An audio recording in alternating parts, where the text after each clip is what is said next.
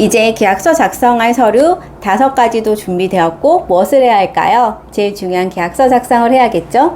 자, 오늘은 계약서 작성을 한번 해보도록 하겠습니다. 주택에 대한 계약서 작성 한번 해볼게요.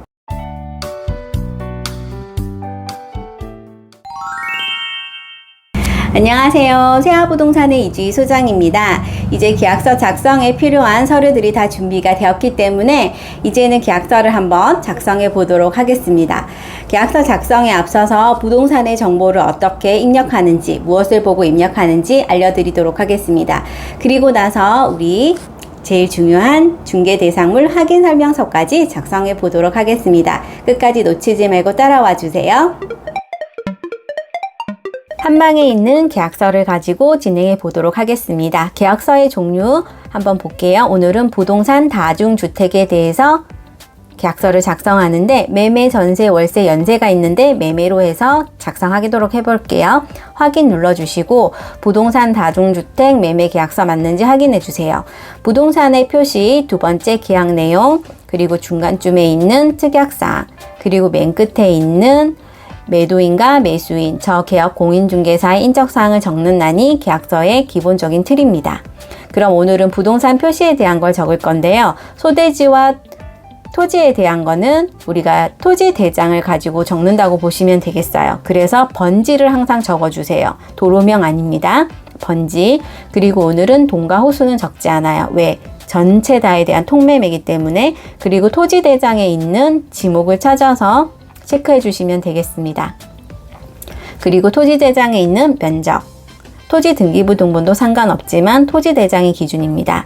그 다음에 건물에 대한 거는 건물 등기부도 되지만 건축물 대장에 있는 걸로 구조를 적도록 하겠습니다. 용도도 건축물 대장에 있는 걸로 적도록 하겠습니다. 그리고 면적은 통매매이기 때문에 연면적을 적도록 할게요.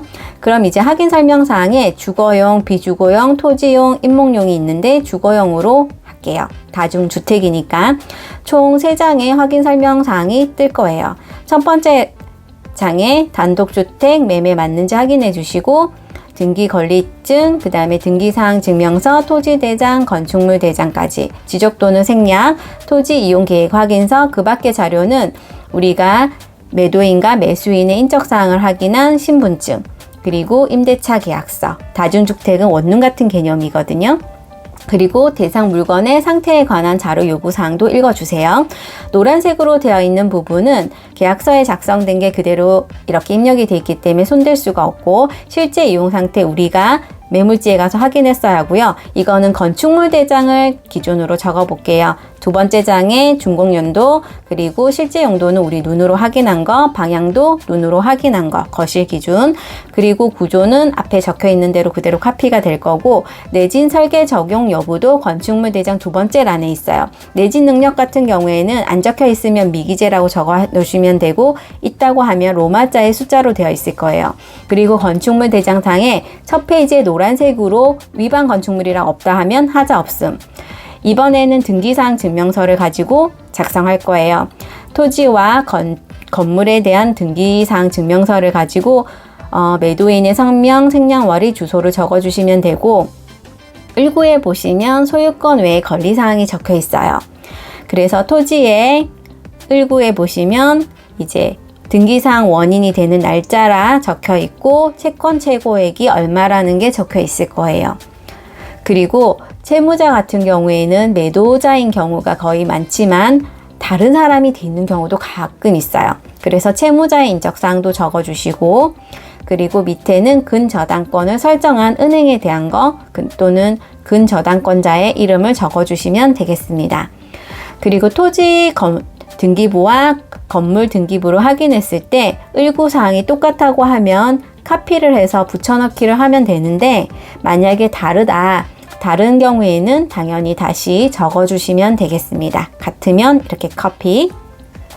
자, 그 다음 밑에 민간 임대 등록 여부인데 해당 사항 없고 만약에 이분이 임대 등록자다 그러면 체크해서 적어주시면 되고 계약 갱신도 해당 사항 없음. 그리고 다가구 주택에 적는 거기 때문에 이것도 해당 사항 없음. 자, 이번에는 토지 이용 계획 확인원으로 가지고 작성해요. 제2종 일반 주거지역이고 용도지구는 있는지 없는지 확인해 보시면 대부분 없는 경우가 많으실 건데 우선은 해당 사항이 없다. 그럼 해당 사항 없음. 그 다음 용도구역도 토지이용계획 확인원에서 찾아봤는데 똑같은 게 없다. 그러면 해당 사항 없음. 건폐율과 용적률은 용도 지역을 가지고 하는 겁니다. 용도군 계획시설 없다. 그 다음에 토지 거래 허가 구역, 토지 주택 투기 가야지구 아니면 체크하지 마시고 지구 단위 계획 구역이다. 아니면 해당 사항 없음. 그리고 토지 이용 계획 확인원을 가지고 확인해 봤더니 그 밖의 이용 제한은 상대 보호 구역이었다. 그리고 이 주변에 절이 있거든요. 좀 보존해야 할 절이에요. 충렬사라고. 그래서 역사 문화 환경 보존 지역이라고 하시면 되겠습니다. 두 번째 장에 가시면 입지 조건이 있는데 입지 조건은 다음에 가르쳐 드릴게요. 주차장이라든지 경비실의 유무, 비선호 시설은 저희가 나중에 매물지에 가면 다 확인할 수 있는 내용이라서 체크가 가능하실 거고 비선호 시설의 1km 이내는 범위가 생각보다 넓어요. 이 주변에 재개발 지역이 있거든요. 재개발 지역은 당연히 폐가 공가가 있어서 조금 비선호 시설이라 보시면 되고 약간 주관적이긴 하지만 고철 등 폐기물 취급소도 될 수 있습니다. 거래 예정 금액은 계약서에 작성된 대로 출력이 될 거고 개별 공시지가는 토지 이용 계획 확인원 그리고 공시가격은 공시지가를 보고 작성해 주시면 되겠습니다. 이번에 중요한 사항은 실제 권리관계 또는 공시되지 않은 물건의 권리사항인데요.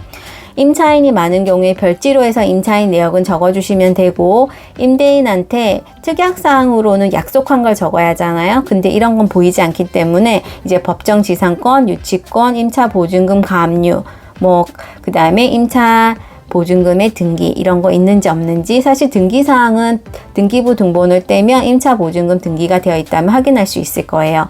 그리고 국세나 지방세 체납한 거 없으신지 지금 저는 확인 설명사항을 하나하나 읽어드리면서 매도인과 매수인한테 질문도 할 수 있거든요. 그래서 이렇게 적으시면서 질문하고 체크하시라고 하면 될 것 같아요. 그리고 공경매 또는 이게 재개발이거나 재건축이라고 한다면 수용이나 어떤 보상에 관련된 어떤 통지라든지 또는 고지를 받으신 건 없냐 이렇게 여쭤보시면 되고 매도인이 없다고 하면 없음에다가 체크하시면 돼요. 대신에 여기 옆에다가는 위 내용에 대해서 매도인한테 확인했다는 자필 서명을 하나 받는 게 좋습니다. 그리고 우리가 위에서 국세랑 지방세 체납 여부 있음 없음 이거랑 체크는 했지만 매도인한테 잔금 전에 이런 세금에 관련된 거 다 완납했다는 증명서를 지참해 달라고 해주시면 돼요. 이거는 특약사항에 적으셔도 됩니다. 그리고 위에 저희가 체크를 안 했는데 취득세 부분은 어떤 금액에 따라서 1에서 3%로 될 건데요. 매수인의 소유주택수와 부동산의 어떤 정책으로 취득세는 4월 달에서 6월 달쯤에는 적어 놓은 게 변동될 수 있어요. 그래서 이렇게 적어 주시고 여기는 일부 상가가 있기 때문에 상가 취득세를 적어 주시면 되겠습니다. 자, 내외부 시설은 저희가 현장에 갔을 때 다 체크하고 와야 돼요. 그리고는 확인 설명서 적을 때 참고해서 적으시면 돼요. 내가 다 메모해서 왔겠죠? 그러면 파손 여부가 있다 없다 또는 용수량은 어땠다 이런 거 다 체크해 보시면 되고 임차인이 있어서 체크를 못했다고 하더라도 매도인은 상태를 알 거예요.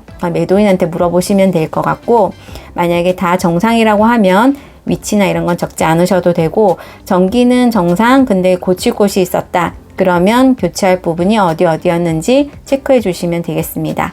만약에 이게 많다 그럼 별지 전부 취사용으로 하는 어떤 가스는 대부분 도시가스겠지만 그 밖의 시설로 해서 LPG가 있는 경우도 있어요. 그래서 LPG가 있으면 LPG라고 적어주시면 되고 그 다음에 소방시설 같은 경우에는 오래된 건물에는 없을 수도 있어요. 하지만 최근에 지었다거나 그렇다면 이제 이게 강화되어 있어서 몇 개가 있는지 체크해 보시면 되고 내가 확인할 수 없으면 매도인한테 물어보시면 되겠습니다. 난방 방식은 개별이 많고요. 수선이 필요하다고 했을 때는 매도인 선에서 고칠 수 있다고 하면 이렇게 요구해 보시는 것도 좋으실 것 같아요. 그리고 정상이라면 적을 필요 없으시고 우리 보일러실에 가면 연식은 확인할 수 있는데 오래됐거나 또는 열 때문에 지워졌을 경우에는 확인 불가.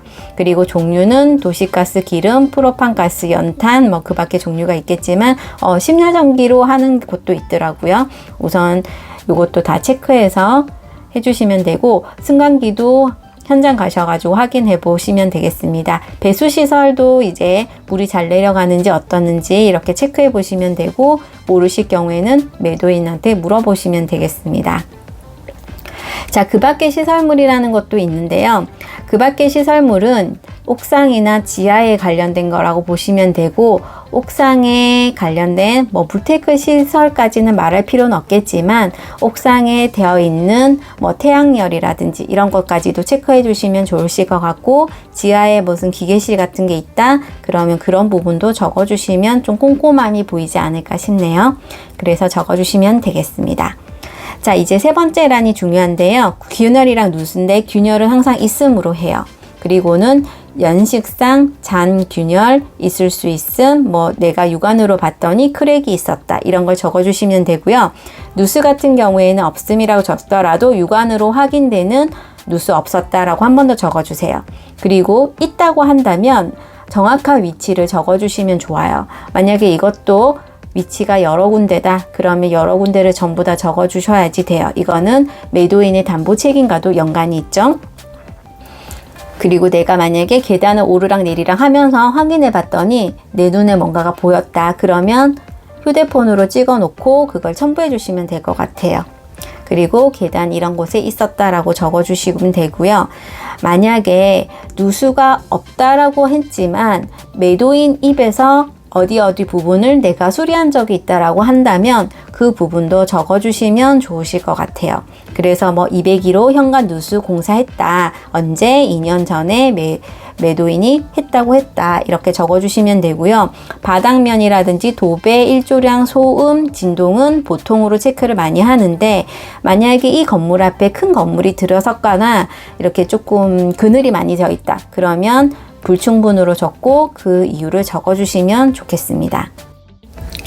이렇게 다 적고 나면 이제 밑에 중개보수는 계약서에 매매 금액이나 이런 걸 적으면 다 이렇게 출력이 자동적으로 된다 보시면 되고, 내가 일반 사업자인지 간이 사업자인지 체크해 주시고, 실비 같은 경우에는 우리가 확인 설명을 할 수 있는 자료를 제시할 때 사용한 비용에 대해서는 실비 청구가 가능합니다. 그러면 실비까지 청구해서 중개보수가 확정이 될 거고, 지급 시기를 이렇게 적어 주시면 될 거예요. 당사자가 이제 합의를 해야겠죠. 그렇게 해서 작성하시면 되겠습니다. 잘 따라와 주셨는가요? 나름 천천히 한다고 했는데 빨랐는지도 모르겠습니다. 하지만 이렇게 차근차근 따라와 주시면 나중에는 프로답게 이렇게 계약서를 쓰실 수 있게 될 겁니다. 다음 시간에는 우리 아파트에 대한 계약서를 어떻게 작성하는지 알려드리도록 하겠습니다. 당연히 중개대상물 확인설명서도 알려드리도록 하겠습니다. 자, 그러면 오늘도 끝까지 시청해 주셔서 감사하고요. 좋아요, 구독하기는 저한테 큰 힘이 됩니다. 감사합니다.